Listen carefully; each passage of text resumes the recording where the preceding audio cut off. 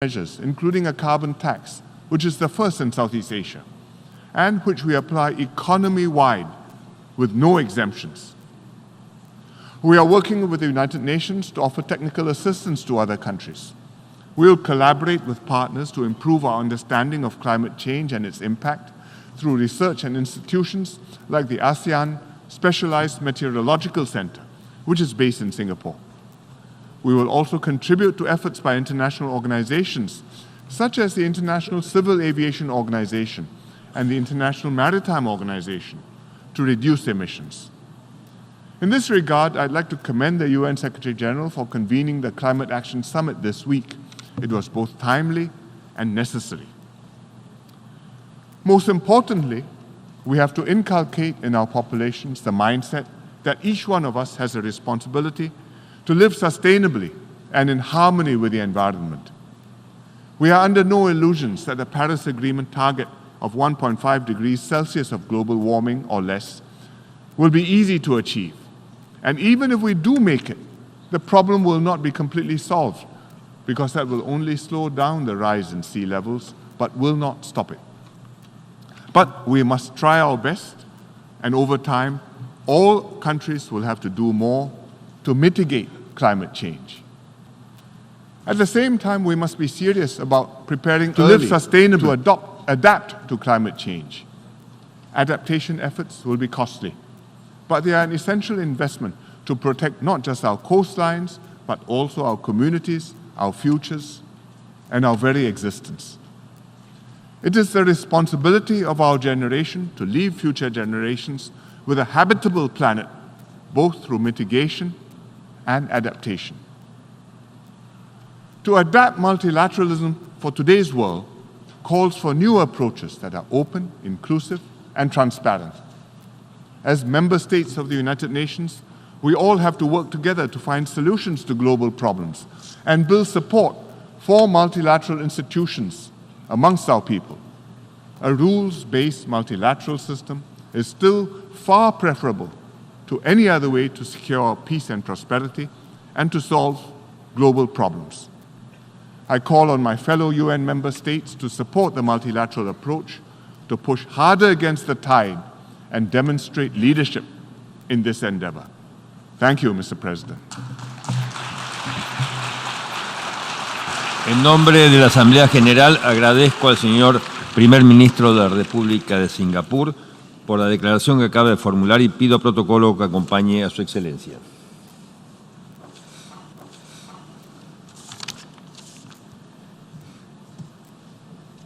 La Asamblea escuchará un discurso de su excelencia Marián Šarec, Primer Ministro de la República de Eslovenia.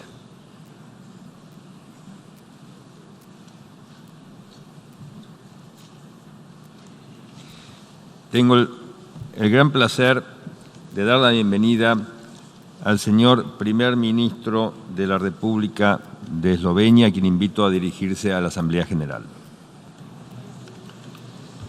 Mr. President, Excellencies, ladies and gentlemen, it is a distinct honor for me to address the United Nations General Assembly as a unique global forum in which all states have equal voice.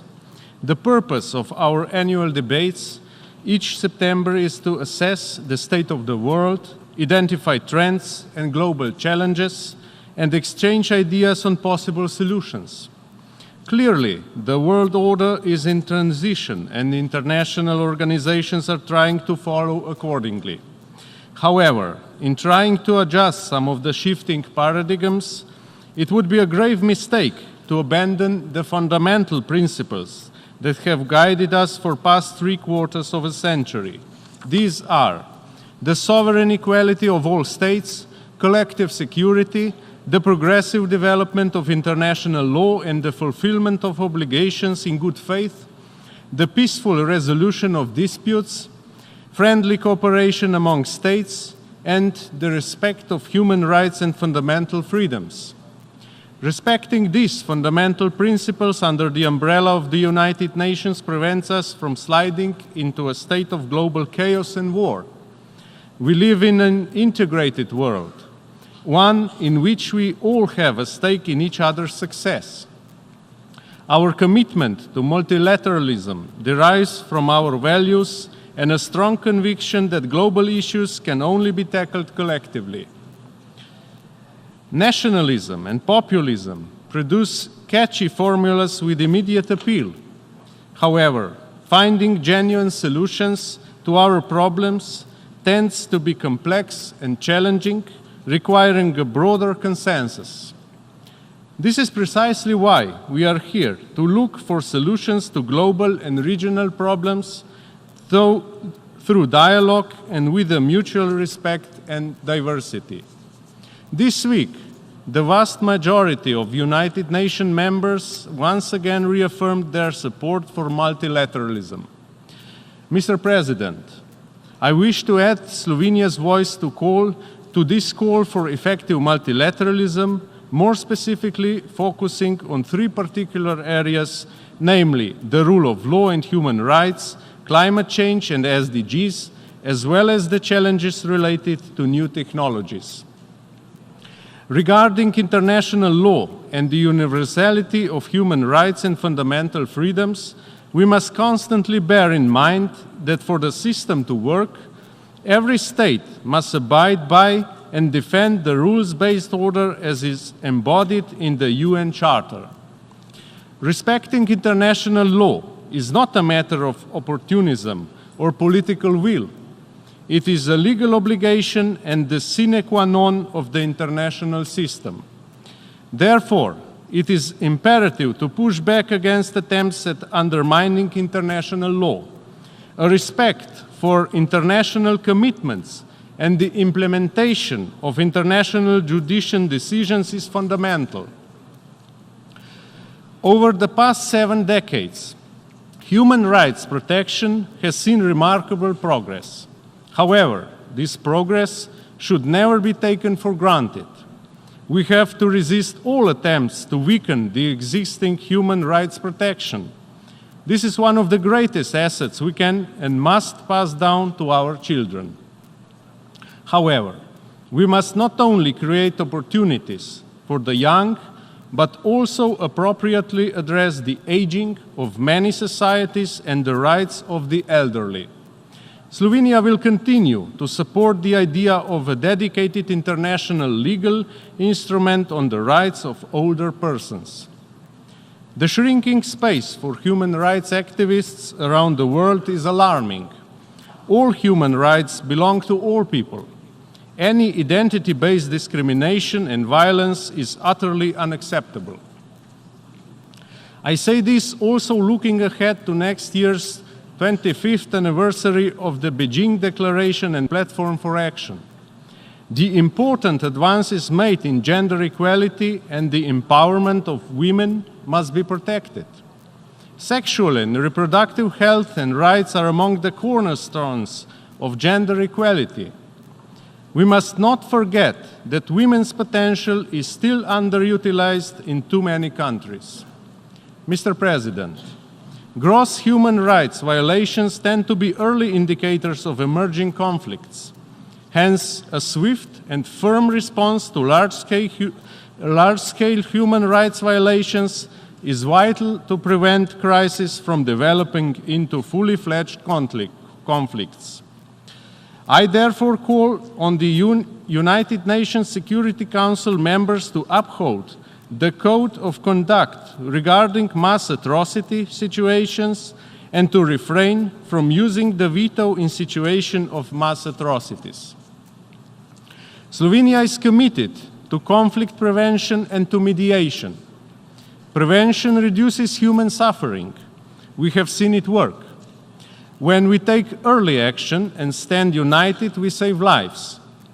My country is determined to contribute to prevention efforts, in particular by supporting the human rights pillar of the United Nations, international criminal justice, and the peaceful resolution of disputes. Specifically, Slovenia will continue to support the stability in and European integration of Western Balkans. While supporting their prospects for EU membership, we actively encourage regional cooperation, support regional reconciliation, and promote youth cooperation. Due to its strong deterrent effect, ensuring justice and accountability for violations of international humanitarian and human rights law is important from an ethical, legal, and practical perspective. As a member of the Secretary General's Circle of Leadership on Prevention of and Response to Sexual Exploitation and Abuse in United Nations operations, I wish to call for a concerted action to end sexual exploitation and abuse across the United Nations system. Prevention and justice for survivors must be our first priority in this context. To assist states in holding perpetrators accountable, Slovenia, together with several other countries, has brought forward an initiative on negotiating a multilateral treaty for mutual legal assistance and extradition for domestic prosecution of the most serious international crimes. We thank all 69 states that have expressed their support for the initiative so far. We sincerely hope to obtain further support in the months leading up to the treaty negotiations, which begin next spring. Mr. President, I would also like to particularly address climate change and sustainable development. The climate crisis is evolving faster than predicted. By crossing several planetary boundaries, we have already taken away some of the resources that belong to future generations. The unprecedented mobilization of youth on a global scale that demands immediate action, followed by the Secretary General's initiative to convene the Climate Action Summit, has finally generated a sense of urgency. The COP25, held later this year in Chile, will be of critical relevance to humanity of our planet. We owe it to our children to not sidetrack from the Paris Agreement. We need to recognize the right to a healthy living environment. Climate change is a case in point for the need for effective multilateralism. The depletion of natural resources, in particular water, perpetuates the inequalities and risk of conflicts. It also forces us to rethink our current economic models and make them sustainable. The circular economic model, where resources are reduced, reused, and recycled, is inextricably linked to the implementation of the Paris Agreement and the 2030 Agenda for Sustainable Development. For Slovenia, the transition to a sustainable and green economy is a strategic priority. Slovenia will continue to support the implementation of the Paris Agreement on climate change. In this context, we will pay special attention to sustainable use and the management of natural resources, in particular water, the promotion of a circular economy, and the preservation and protection of biodiversity. In addition, Slovenia will continue to contribute to the implementation of the 2030 Agenda with a sense of urgency. It will present the progress made over the last 4 years in the second voluntary review at the high-level political forum on sustainable development in 2020. We need to make every effort to eliminate all forms of poverty and inequality, promote peaceful and inclusive societies, and mitigate the root causes of migration in developing countries. The issue of mass migration is neither a new challenge, nor can it be simply resolved overnight. It is an issue that should be addressed responsibly from the point of view of human rights and solidarity, with a clear focus on prevention, that is, by appropriately addressing the situation at its source. Mr. President, I believe we cannot have this important yearly discussion without acknowledging new technologies. Technological advancements bring people across the world closer to one another and to a greater extent than ever imagined. It provides immense benefits in terms of increased productivity and a higher quality of living, but also entails new risks to countries and individuals. People are increasingly reaping the benefits of artificial intelligence. According to estimates, as much as 80% of future work will be done by AI. It is bound to deeply affect the various facets of our daily life and fundamentally transform our societies. We need to be better prepared for a challenge of algocracy, which will include the regulation of the impact of AI on human rights protection. I am particularly pleased to announce the proposal to set up, with UNESCO's backing, Europe's first international artificial intelligence research center in the Slovenian capital of Ljubljana. The aim of the center will be to provide an open environment focusing on the governance and policies surrounding artificial intelligence. In this respect, I sincerely hope to be able to count on your valuable support at the upcoming UNESCO General Conference in November. Ladies and gentlemen, I believe that at this critical time, we must go forward in the pursuit of our ideas and ideals, not abandon them. We need to give expression to our best hopes, not our deepest fears. We have to provide leadership that is strong enough to recognize that nations share common interests and people share universal principles and ideas in our common humanity. Thank you very much. En nombre de la Asamblea General, agradezco al señor Primer Ministro de la República de Eslovenia por su declaración y pido protocolo que acompañe a su Excelencia.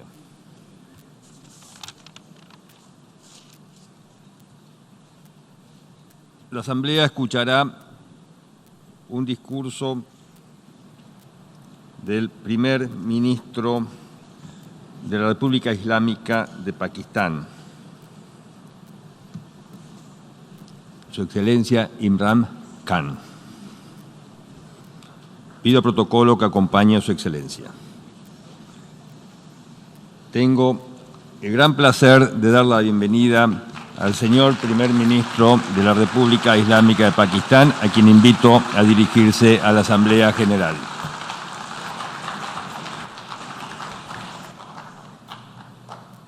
Bismillah ar-Rahman ar-Rahim.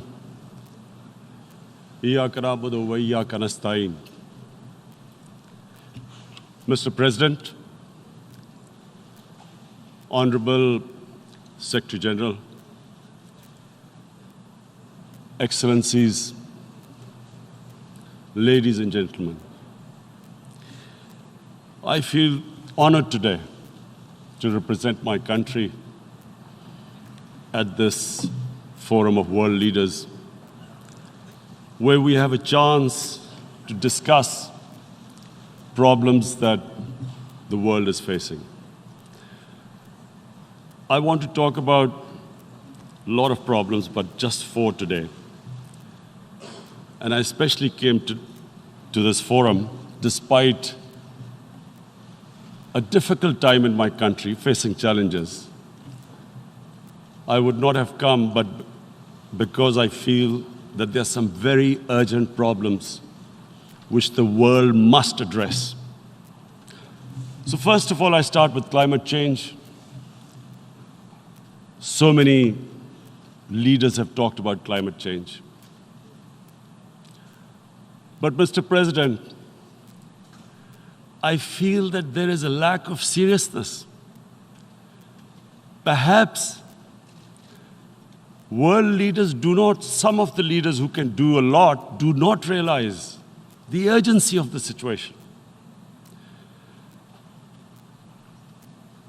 We have a lot of ideas, but as someone said, ideas without funding is mere hallucination. Pakistan, I'll give you start with my own country.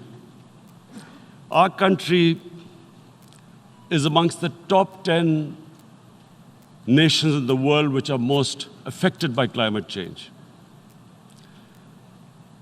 We depend upon our rivers.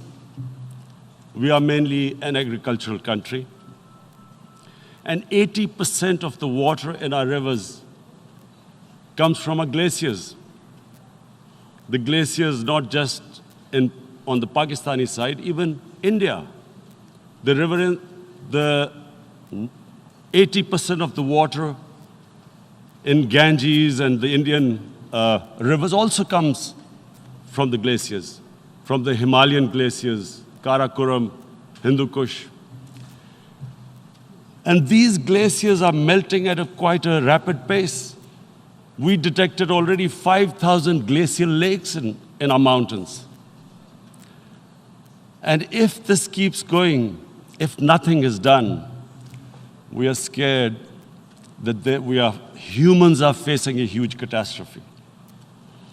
In my country, when my party came to power in the province of KP, we planted 1 billion trees in 5 years. Now we've set ourselves a target of 10 billion trees in Pakistan. Idea being to counter the effects of global warming. But one country cannot do anything. This has to be a combined effort of the world. My optimism comes from the fact that the Almighty has endowed humans with great powers.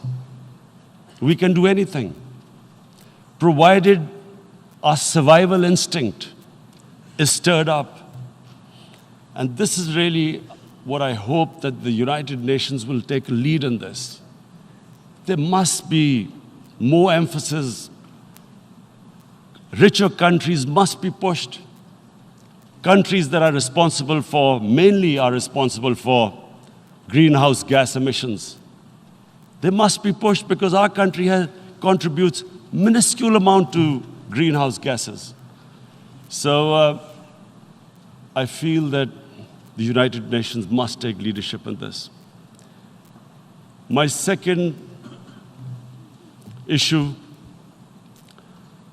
for me right now is even more critical.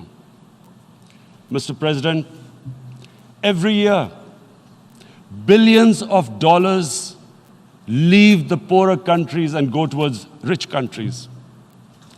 Billions of dollars siphoned off by the ruling elites of the developing world.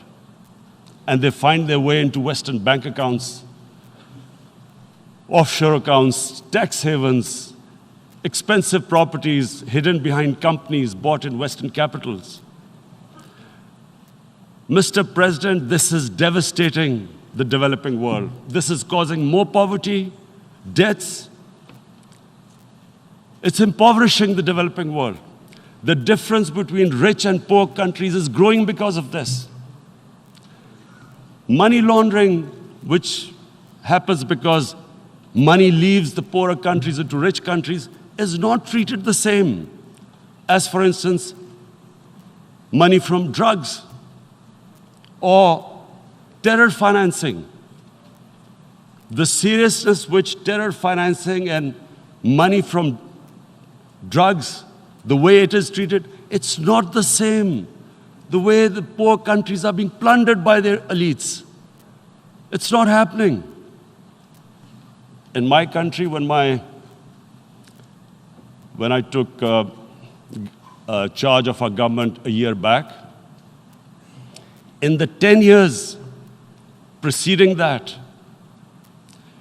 our total debt went up 4 times.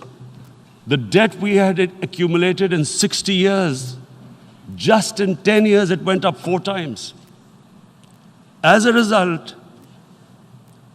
the total revenue we collected in 1 year, half of it went into debt servicing. How are we going to spend money on our human beings, 220 million people, when half the money is going into debt servicing? Because our country was plundered by the elites, the ruling elite.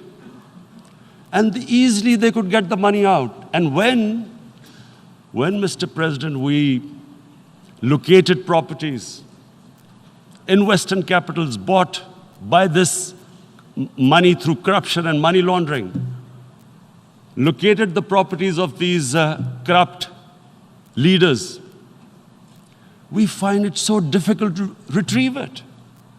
That money, if we retrieved that money, we could spend on our human beings. But they are such, it's so difficult. The laws protecting these criminals.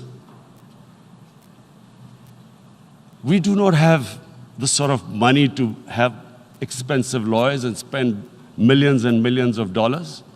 We need help from the rich countries. And Mr. President, it's critical. The rich countries must show political will. They cannot allow this to happen. How can the poor countries spend money on human development, which the United Nations asks, SDG? How are we going to do it when this money can easily leave our countries? So, unless the rich countries intend to build walls to stop economic refugees coming as we see right now, they must take action. They must take action now. It must be a deterrent. Corrupt ruling elites should not be able to take money out easily and park it into foreign bank accounts and into these properties abroad. And I never understand why. Why do we have these tax havens? Why is this allowed? Why shouldn't rich people pay taxes? Why is it legal to have these tax havens where you have these secret accounts? Because, you know, the world is changing. The population of the world is growing. Sooner or later, you're going to have a crisis. If the poor get poorer and the rich get richer, there is going to be a crisis sooner or later. So this is my second point. I hope that the United Nations takes a lead in this. It involves the IMF, the World Bank, Asian Development Bank. They must find a way of stopping this plunder of the developing world. My third point is Islamophobia. There are 1.3 billion Muslims in this world. There are millions of Muslims living in other countries, European countries, and the US as minorities. Islamophobia, since 9/11, has grown at a pace where it is alarming. Human communities live together. There should be understanding amongst them. But Islamophobia is creating a division. Muslim women wearing hijab, it's become an issue. It's become an issue in some countries. Hijab is some sort of a weapon. A woman can take off her clothes in countries, but she can't put on more clothes. How is this happening? Because of Islamophobia. And how did this Islamophobia start? After 9/11. And why did it start? Because certain Western leaders equated terrorism with Islam. Islamic terrorism. Radical Islam. What is radical Islam? There is only one Islam, and that is the Islam of Prophet Muhammad sallallahu alaihi wasallam. There is no other Islam. Radical Islam, Islamic terrorism, what message did they send to people in the West? And why is there Islamophobia? How is a person in New York, in the Midwest, in the US, in European capital, how is he going to distinguish between who is a moderate Muslim and who's a radical Muslim? Because terrorism has nothing to do with any religion. This Islamic terrorism, Islamic radicalism, and sadly used by leaders, this has been the main reason for this Islamophobia. And it has caused pain amongst Muslims. We in Muslim countries watch this Islamophobia traveling abroad, and it's getting worse. And may I just say, Mr. President, that in European countries, it is marginalizing Muslim communities. And we all know that marginalization leads to radicalization. Some of the people who ended up as militants in Syria and other places were from marginalized Muslim communities. And my point here is that we must address this issue. I'm sad to say that we Muslim leaders have not addressed this issue either.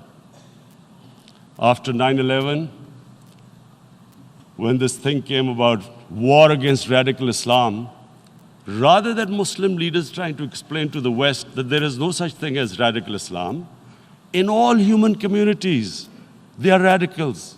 They're liberals and rest are moderate. All human communities, Christians, Jews, everyone has it.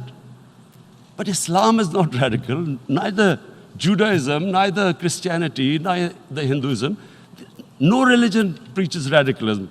The basis of all religion is compassion and justice, which differentiates us from the animal kingdom.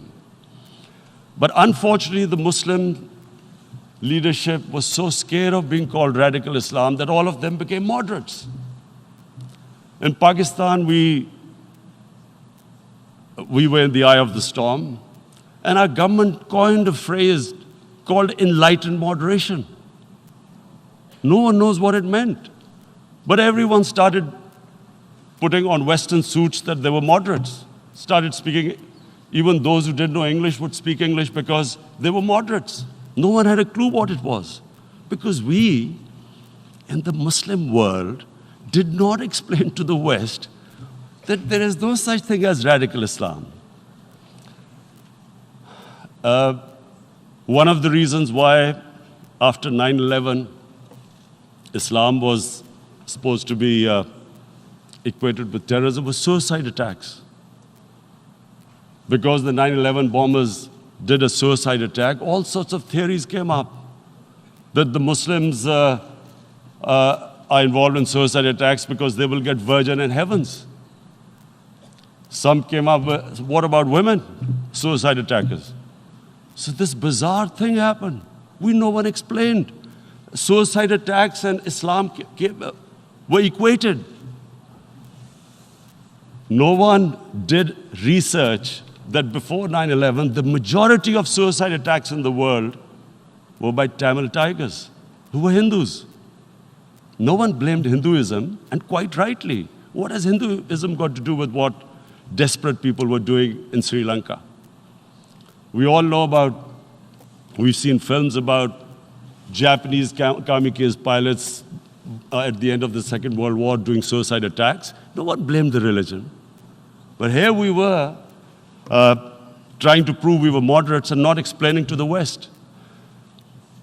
But the most important thing I wanted to say here today, in explaining this Islamophobia, Mr. President, and I feel it's very important because I've spent, I played professional sport in England, I spent a lot of time there.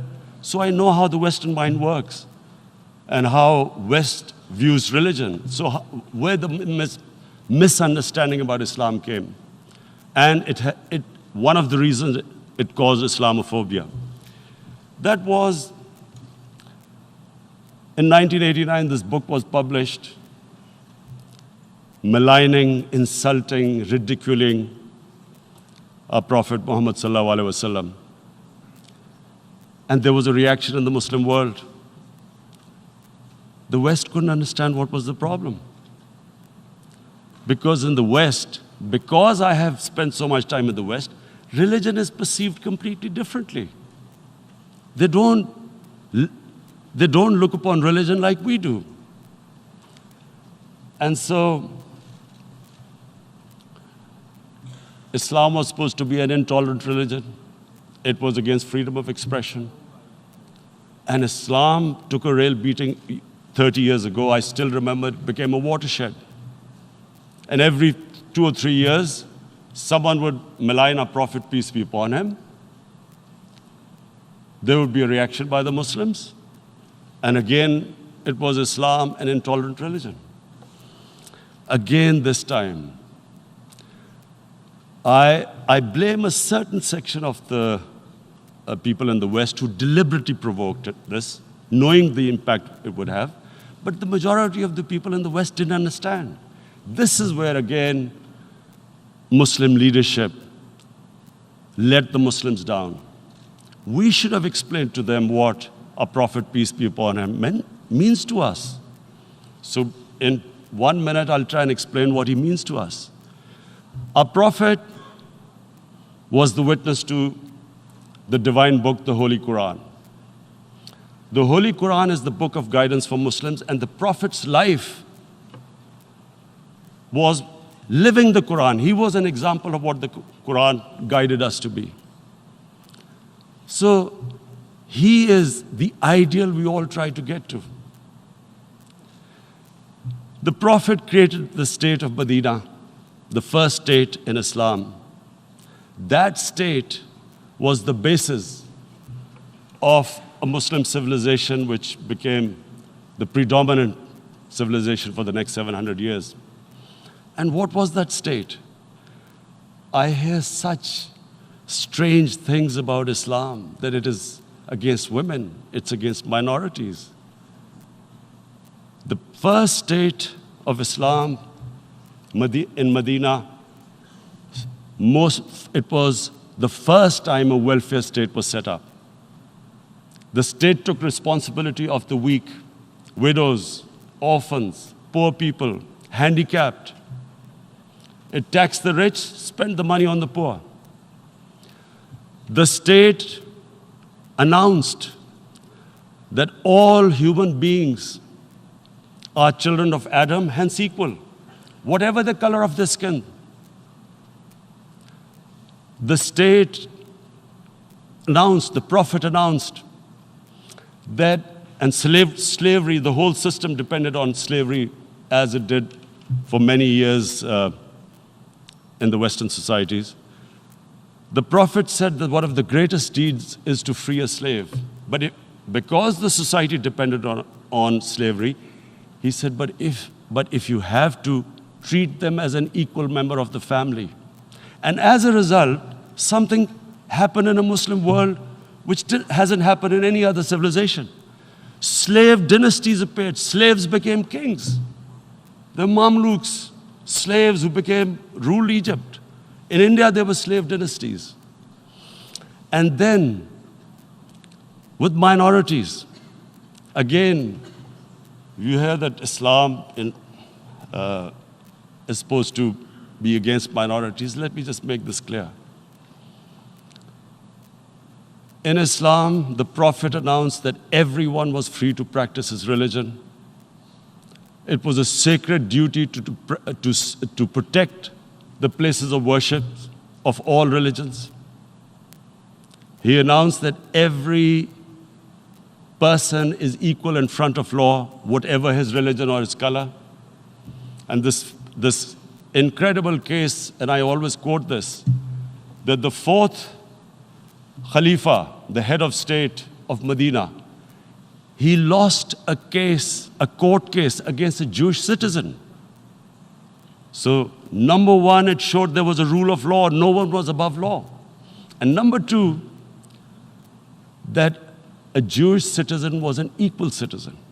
So, Mr. President, when a Muslim society is unjust to its minorities, it is going against the religion of Islam and our Prophet, peace be upon him. So, it is important to understand this. The Prophet lives in our hearts. When he's ridiculed, when he's insulted, it hurts. As we humans know, we human beings understand one thing: the pain of the heart is far, far, far more hurtful than physical pain. And that's why the Muslims react. And I always thought that if I ever had the stage, I would try and explain this to the world community, especially to the Western community, because having lived in the Western community, people didn't understand this. When I first went as a teenager to England, there was a comedy film on Jesus Christ. It's unthinkable in Muslim societies. So we need to explain that, look, in a human community, we must be sensitive to what causes pain to other human beings. We have,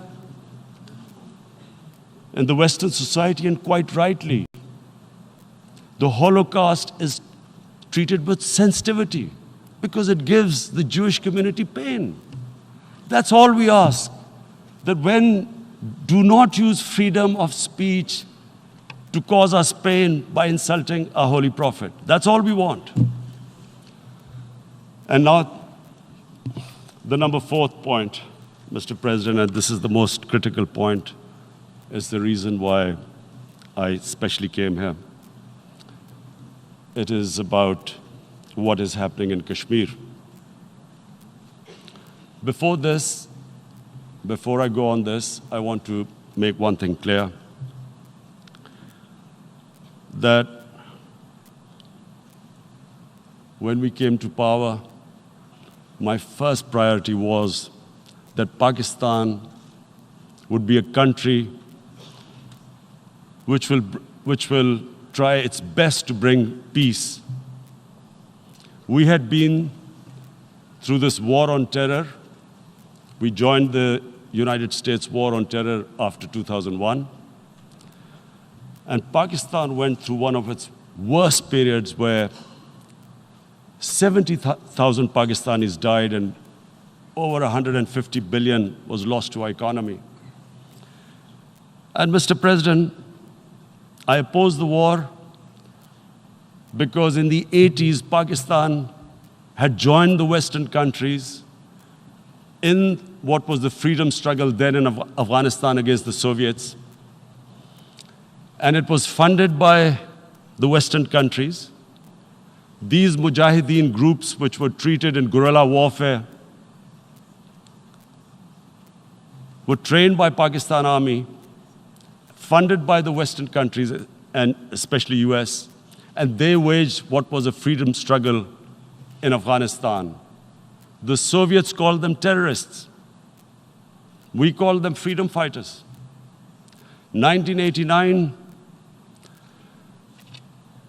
the Soviets retreated. The Americans packed up and left. Pakistan was left with these groups.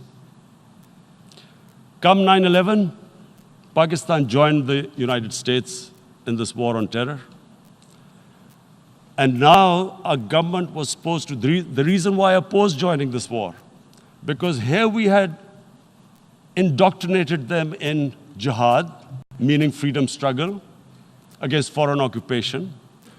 Now, because we had joined the US, and the US had occupied Afghanistan, now we were supposed to tell them that, no, this is not freedom struggle and jihad, it's terrorism.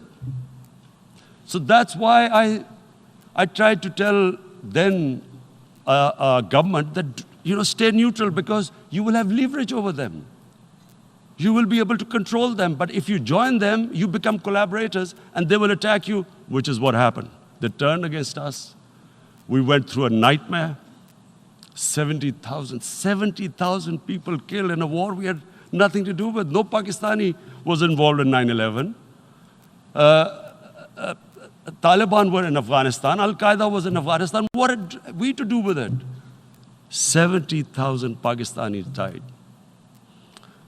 So when we came to power, we decided that we would dismantle what was left of these groups. And this decision was taken not just by us, but by all the political parties in Pakistan. Unfortunately, they didn't implement it. So we came to power, we decided to implement it, and we dismantled whatever was left of the groups. And I know that India keeps accusing us that there are these groups there. I would like the United Nations to send observers, see for themselves what we've done. No Pakistani government would have dared to do this because it would have created strife. But we decided that there would be no militant organizations in Pakistan. So I need to give you this background and to what I'm going to say later on. And secondly, we started mending fences. I invited the Afghan president. We developed a relationship with Afghanistan. We had problems with Iran. We mended fences there. And then India. Now let me just give you a little background about my relationship with India. Because of cricket, and cricket being it's a passion in the subcontinent, I had great following in India. I have friends in India, and I loved going to India. So immediately, when my party came to power, the first thing we did was to immediately reach out to India. And I spoke to President Modi, and I said, look, we have similar problems. Climate change, poverty, let's get together. Let's resolve our differences through trade. Let's build a relationship on trust. Prime Minister Modi told me that, there were terrorist attacks from Pakistan. I said, we have problems with you. There are terrorist attacks which we know are instigated by India in Balochistan. We caught a spy, Kulbhushan Yadav, who admitted what the sabotage going on in Karachi and Balochistan. So we said, look, let's leave that behind. Let's move forward. Our main priority should be our people. The highest number of poor people live in the Indian subcontinent. Unfortunately, didn't make any headways. Our foreign ministers were supposed to meet on this in the UNGA last year. India canceled it. We thought that it's their election coming up. It's a nationalist, ultra-nationalist party. It doesn't want to cozy up to Pakistan. So we thought, okay, we'll wait till the elections. Meanwhile, a 20-year-old Kashmiri boy, whose father said was radicalized by the security forces in Kashmir, blew himself up on an Indian convoy. Immediately, India blamed us. I spoke to the Indian public on television. I said, if you give us any iota of proof, we will immediately take action, because we've clamped down on these groups. Rather than sending us any proofs, they sent their jets in, they bombed us. We retaliated. A jet, 2 of their planes were shot down, 1 pilot bailed out in Pakistan. We immediately returned the pilot, saying that, look, we do not want any escalation. Rather than taking that as a peace gesture, the entire campaign, almost the entire campaign of Mr. Modi in the election was how he had taught Pakistan a lesson that jets had killed 350 terrorists. Complete lie. They had just killed about 10 trees of ours, which was quite painful given that, we are growing all these trees. He then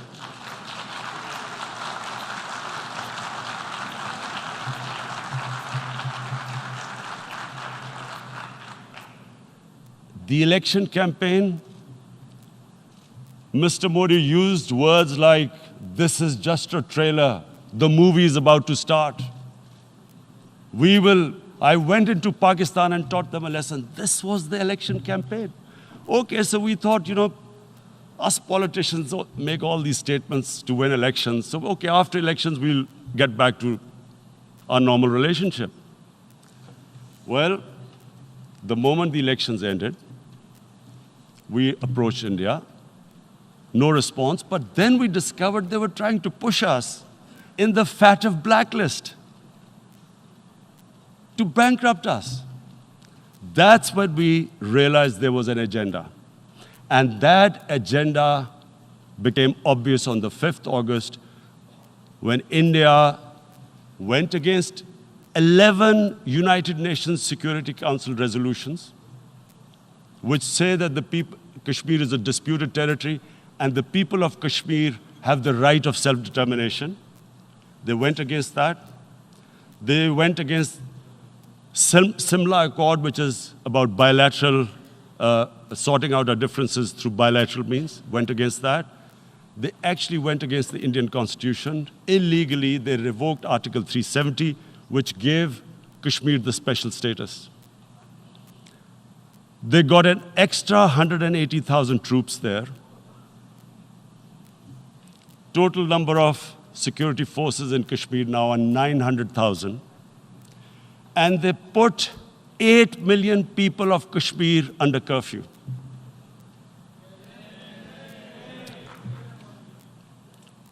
Mr. President,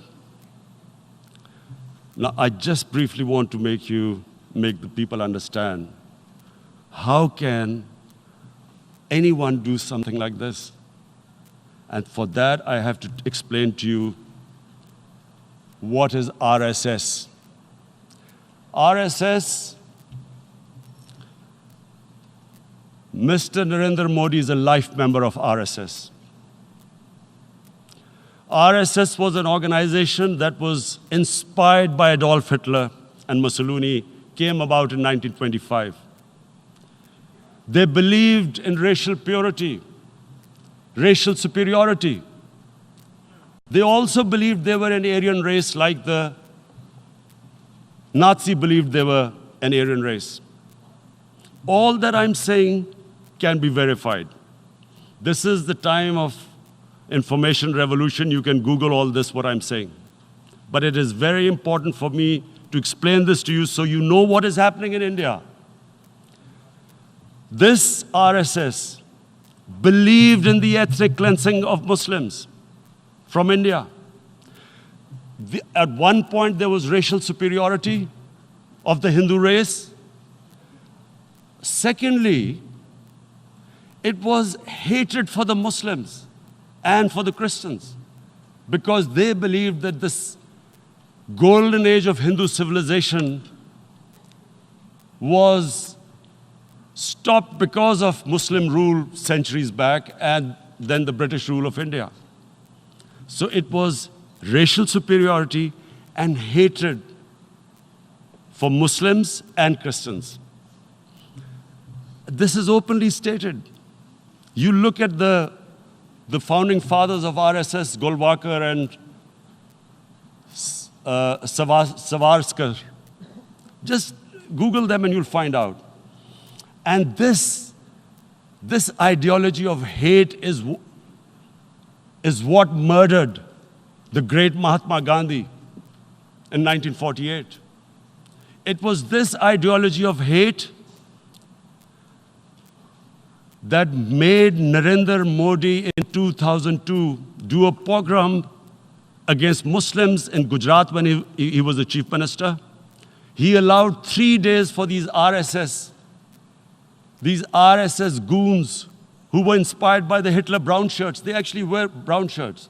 This RSS, the Congress Home Minister gave a statement that in RSS camps, terrorists are being trained. And these terrorists butchered 2,000 Muslims and 150,000 Muslims were made homeless. Narendra Modi could not travel to the US because of that. And I need to make you understand this background before I explain to you that what sort of a mindset would lay siege to 8 million people with 900,000 troops. Women, children, sick people, locked in as animals. In fact, of what I know of England, if 8 million animals were locked in, the RSPCA would have made a lot of noise about it. These are human beings.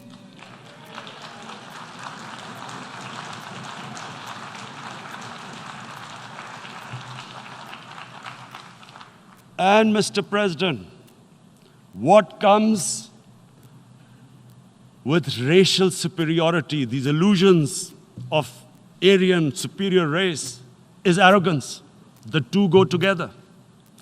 And it's arrogance that makes people make mistakes and do stupid things. Cruel things like what Narendra Modi has done. It's sheer arrogance. And it's arrogance that has blinded him from the fact that what is going to happen when the curfew is lifted? Has he thought about it? This hasn't been thought through. What is he going to do when he lifts the curfew? Does he think that people of Kashmir will quietly accept the status quo because India has changed the constitution and taken away the special status? They'll accept that? Mr. President, 100,000 Kashmiris have died in the past 30 years because they were denied the right given by the United Nations, the right for self-determination. 100,000 have died and 11,000 women have been raped. There are two United Nations human rights reports on this. The world hasn't done anything because India is a huge market, 1.2 billion people. Sadly, the material prevails over the human. But this has serious consequences. Again, I repeat, that's why I'm here. Look, what is going to happen when the curfew is lifted will be a bloodbath. The people will come out. There are 900,000 troops there. They haven't come to, as Narendra Modi says, he's done this for prosperity of Kashmir. This is supposed to be for the development. These 900,000 troops, what are they going to do when they come out? There'll be a bloodbath. Has he thought it through what happens then? Mr. President, has anyone thought that what happens when there is a bloodbath? What do you think the impact will have on people of Kashmir? What do you think they will think? The way they have been boxed in their houses, treated like worse than animals, no rights. Thousands of all the political leadership has been arrested, taken out of Kashmir. Even those Kashmiri leaders who were pro-India have been taken out. 13,000 boys have been picked up and taken to God knows which destinations. So what do they think? What will the people of Kashmir do when they lift the curfew? They will be out in the streets. And what will these soldiers do? They will shoot them. They've already used pellet guns, blinded young boys. In the last 6 years, the 5 years, the oppression that has gone on in Kashmir. And so, Kashmiris will be further radicalized. Mr. President, there will be another Pulwama. And guess what? India will blame us. They're already blaming us. They're saying all this is happening because of Pakistan. One of their defense ministers said, there are 500 terrorists lined up on the border to go in. Why would Pakistan send 500 terrorists when there are 900,000 troops? What impact are they going to make? What will they do? And why would? Don't we know that the moment there is some terrorist attack, all that will happen is there'll be further cruelty and oppression of the people of Kashmir. We will just give the 900,000 troops to further crush the people of Kashmir. And then we'll give the Indian government an excuse that, look, Pakistan is a terrorist state, and this mantra that has gone on, Islamic terrorism. The moment you use this catchword, Islamic terrorism, the whole world turns away. No one talks about human rights. You can do whatever you want, which is what has happened in Kashmir, because they keep using this word, Islamic terrorism. And this is what they're doing right now. What do we benefit from further increasing the cruelty on the people of Kashmir? And why would we want this? But there is no other narrative left for India. As when they lift the curfew, whatever happens, Pakistan will be blamed, and there is always a danger of another Pulwama. They might come and bomb us again, and then another cycle might start. And what does Narendra Modi think that 180 million Muslims of India are thinking right now? Aren't they watching these Kashmiris stuck inside for 55 days they've been stuck in? Aren't they watching? What do you think? Don't you think that the Muslims will be radicalized in India? And I'm talking about 180 million people. And when they get radicalized, there will be some incident in India somewhere down the line. Again, we will be blamed. And I'm warning you right now, again, we will be blamed. And Mr. President, what about 1.3 billion Muslims who are watching this? And they know that it is only happening in Kashmir because they're Kashmiri Muslims. This is not happening to Kashmiri Hindus. They know that this is happening because of their religion. So what do you think they will be thinking? What do you think the Jewish community would think if they were, forget 8,000 Jews stuck like this? What do you think Europeans would think? What do we think? I mean, any human community, if their members are stuck like that, what do you think they will think? Are we a children of a lesser God? Is it not going to cause us pain? And then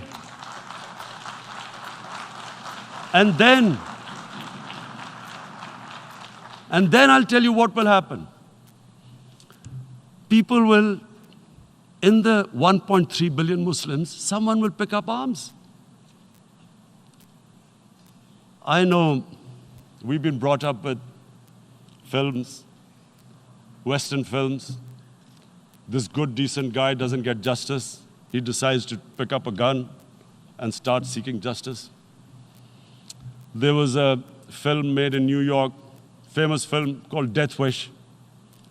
This guy gets mugged by and his family, his wife gets killed or something. He can't get justice. He picks up a gun and he goes around shooting muggers. And the whole cinema cheers him on. So what do you think the Muslims are thinking right now? If there is a bloodbath, there will be Muslims becoming radicals, not because of Islam, but because of what they will see, that there's no justice when it comes to Muslims. There were Rohingya Muslims, Myanmar, who are, God knows, almost 1 million people out, ethnic cleansing. What was the response of the world community? So what do you think will be the response of 1.3 billion Muslims? I picture myself. I'm in Kashmir. I've been locked up for 55 days. I've heard about, and there are rapes, Indian Army going into homes, soldiers. Would I want to live this humiliation? Would I want to live like that? I would pick up a gun. You're forcing people. You are forcing people into radicalization. When people lose the will to live, what is there to live for? And this is what, if you can do this to human beings, you are actually radicalizing people. And so, Mr. President, I want to repeat here, this is one of the most critical times. There will be a reaction to this. Pakistan will be blamed. 2 nuclear-armed countries will come face to face, like we came in February. And before we head in that direction, the United Nations has a responsibility. This is why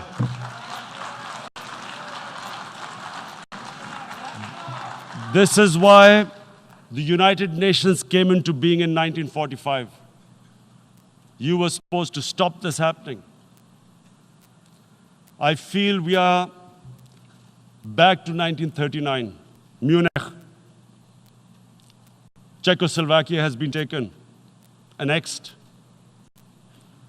What is the world community going to do? Is it going to appease a market of 1.2 billion, or is it going to stand up for justice and humanity?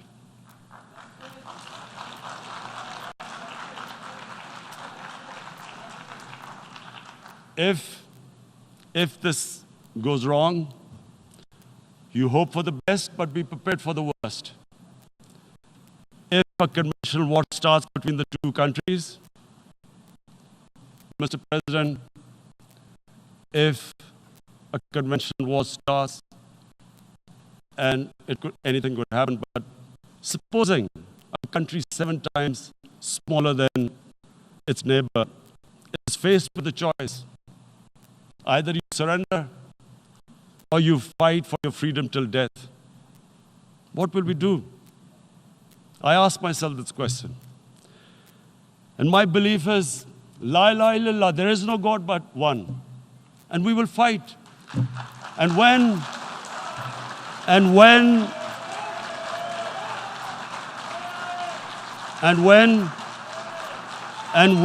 a nuclear armed country fights to the end, it will have consequences far beyond the borders. It will have consequences for the world, which is why I repeat I'm here. Because I'm warning you, it's not a threat. It's a fair worry that where are we headed? And I've come here to tell the UN, you've got to, this is a test for the United Nations. You are the one who guaranteed the people of Kashmir the right of self-determination. They are suffering because of that. And this is the time. This is the time not to appease like in 1939 appeasement took place. This is the time to take action. And number one action must be that India must lift this inhuman curfew, which has lasted for 55 days. It must free all political prisoners, and especially those 13,000 boys that have been picked up. Parents don't know where they've disappeared. And then the world community must give the people of Kashmir the right of self-determination. Thank you. En nombre de la Asamblea General agradezco al señor Primer Ministro de la República Islámica de Pakistán la declaración que acaba de formular y pido protocolo que acompañe a su excelencia. La Asamblea escuchará un discurso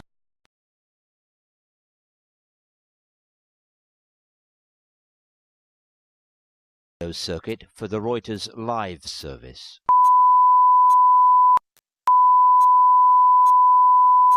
This is the primary audio circuit for the Reuters live service.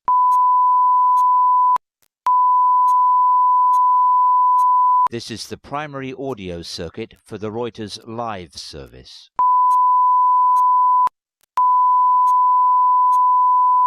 This is the primary audio circuit for the Reuters live service.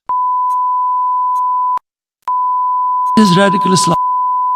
This is the primary audio circuit for the Reuters live service.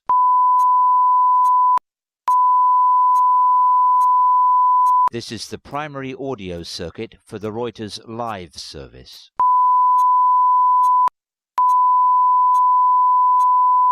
This is the primary audio circuit for the Reuters live service.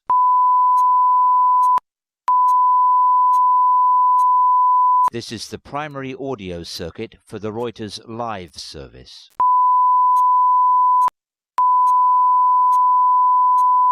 This is the primary audio circuit for the Reuters live service.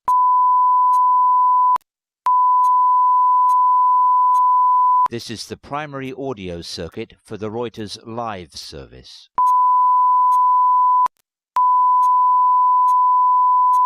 This is the primary audio circuit for the Reuters live service.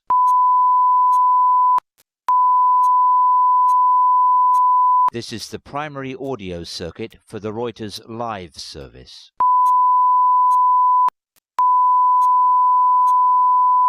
This is the primary audio circuit for the Reuters live service.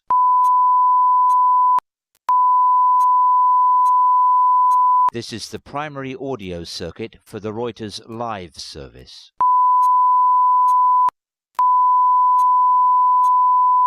This is the primary audio circuit for the Reuters live service.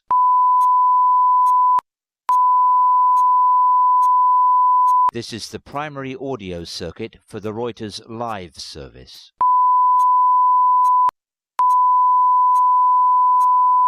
This is the primary audio circuit for the Reuters live service.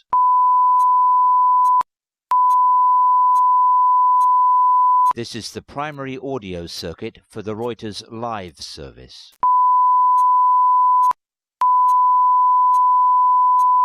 This is the primary audio circuit for the Reuters live service.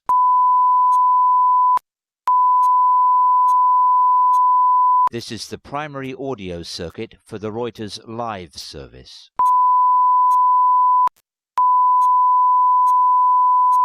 This is the primary audio circuit for the Reuters live service.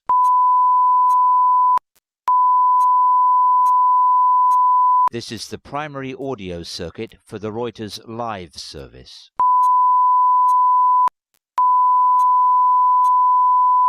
This is the primary audio circuit for the Reuters live service.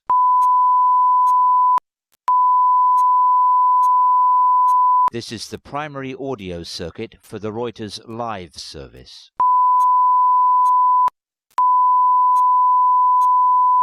This is the primary audio circuit for the Reuters live service.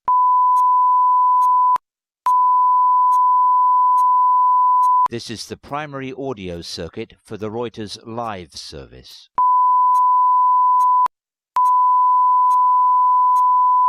This is the primary audio circuit for the Reuters live service.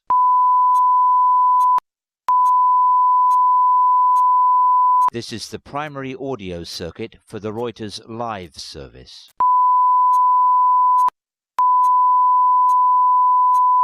This is the primary audio circuit for the Reuters live service.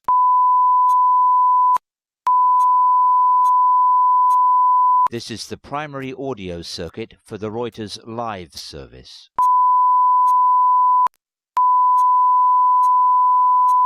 This is the primary audio circuit for the Reuters live service.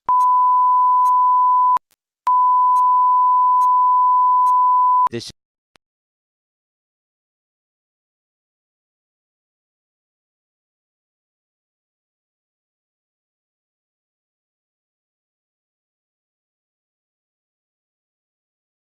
Why do you think grown men in powerful positions are so afraid of